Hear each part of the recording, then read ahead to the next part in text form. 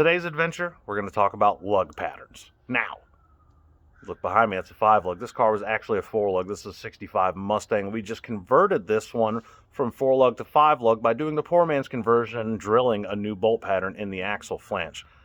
But that's not what we're talking about today. Today we're going to talk about the lug patterns, how to measure them correctly. We're going to start off with a simple one. That's a 4-lug.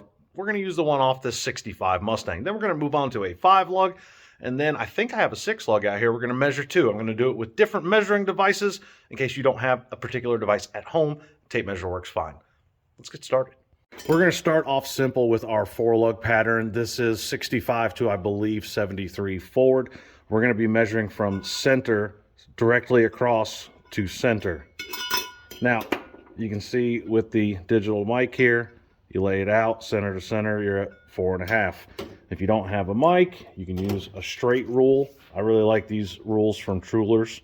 They're pretty nice. They're also magnetic. There you go. You can use a square if you'd like.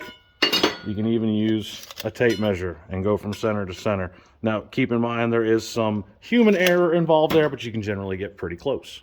Now we're going to move over to a 5-lug. This is an adapter, but easy to use for a display. This is 5 on 4.5 forward. So on these, obviously you can't measure straight across because there is no stud. So you're going to the next one over, slight angle. But you're not going center to center. It's a little bit different this time. We are actually going to measure from the outside edge of the stud to the center of the other. Like so, you can see 4.5. Again, you can do this with a tape measure, drop it off one edge, lay it on there, 4.5. And here we have a GM 8-lug. Yep, GM 8-lug. Well, at least the chassis is. Now on these, same principle as the 4-lug. You're going to be measuring center to center directly across. And as you can see here, we are 6.5 center to center.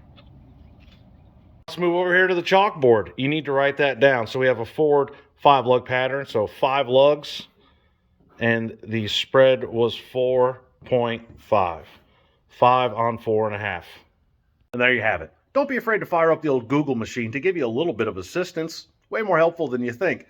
This works on most American classic cars. However, when you move into European cars, you might find metric measurements, and some modern cars as well have all switched over to metric measurements. Don't be afraid to convert them, again, on the old Google machine. Happy hot rodding.